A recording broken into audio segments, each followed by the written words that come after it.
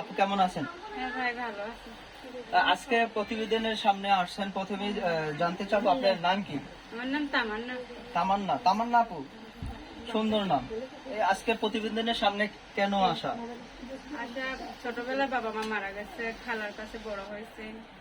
পরে আমার একটা ছেলেও আছে, বিয়ে হয়েছিল, ডিভোর্স হয়ে গেছে। একটা ছেলে আছে, ডিভোর্স হয়ে গেছে। কেন ডিভোর্সটা হলো কেন আপু? স্বামী ভালো না, নেশা পানি করতো, অত্যাচার করতো, খাওয়া খরচ দিত না। যদি এদিকে আসেন। আর নেশা পানি করতো, যে আপনার খাওয়া খরচ দেয় নাই? না, আর ছেলে কত বছর? 2 বছর বয়স ছেলে। বিয়ে হয়েছে কত বছর? বিয়ে হয়েছে 3 বছর হয়েছে। 3 বছর হয়েছে। স্বামী এখন কই আছে বা কি আসে বিষয় খোঁজ খবর নেয় না? বাচ্চা কাচ্চার খবর নেয় না? না, বাচ্চারও খোঁজ নেয় না। কারে খোঁজ নেয় না? না। কোথায় বিয়ে হয়েছিল? বিয়ে হয়েছিল অনেক দূরে। দর্শক, আপনারা বুঝতে পারছেন যে আপুর একটি বাচ্চা আছে বা একটি ছেলে আছে, তার স্বামী নাই, ডিভোর্স হয়ে গেছে। আজকে প্রতিবেদনের সামনে আসছে। আজকে যে প্রতিবেদনের সামনে আসা কারণটা যদি একটু বলতেন। প্রতিবেদনের সামনে আসছে যদি আমার ভালো একটা মনের মতো মানুষ পাই, যে আমার সুখে পাশে থাকবে সবসময়, সেরকম একটা মানুষ পাই, তার আমি জীবন সাথী বানাবো। একটা মনের মানুষ পাইলে জীবন সাথী বানাবেন। এখন আপনি কেমন মানুষ চাচ্ছেন একটু যদি বলতেন। বলেন সমস্যা।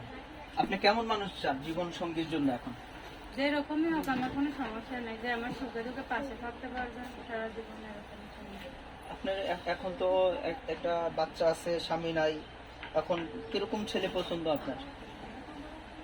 এরকম ছেলে মানে, আমি তো একটা ডিভোর্সি মেয়ে, আমি তো আর জোয়ান ছেলের আশা করতে পারি না। যে কোনো একটা, যেরকমই মানে সব বুড়া হোক জোয়ান হোক, কোনো সমস্যা নেই। কোনো সমস্যা নেই।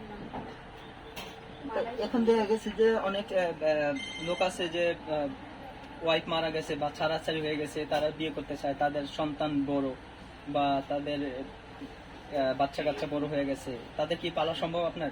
অবশ্যই, সে যদি আমার সুন্দরভাবে দেখে, আমিও তাদের সুন্দরভাবে দেখবো। সুন্দরভাবে দেখলে তারা সুন্দরভাবে দেখবেন।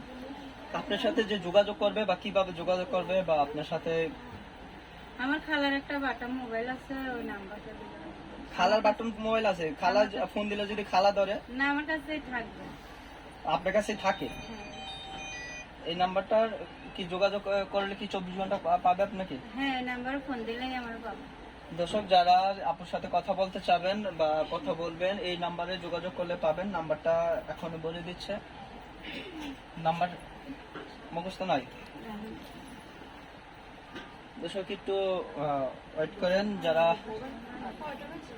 আপুর দায়িত্ব নিতে চাচ্ছেন বা আপুর দায়িত্ব নেবেন, আপনারা যোগাযোগ করতে পারেন আপুর সাথে।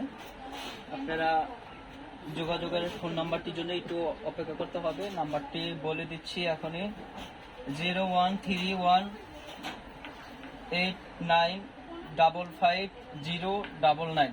দর্শক, আমি আবারও বলছি, নাম্বারটা 01318955099।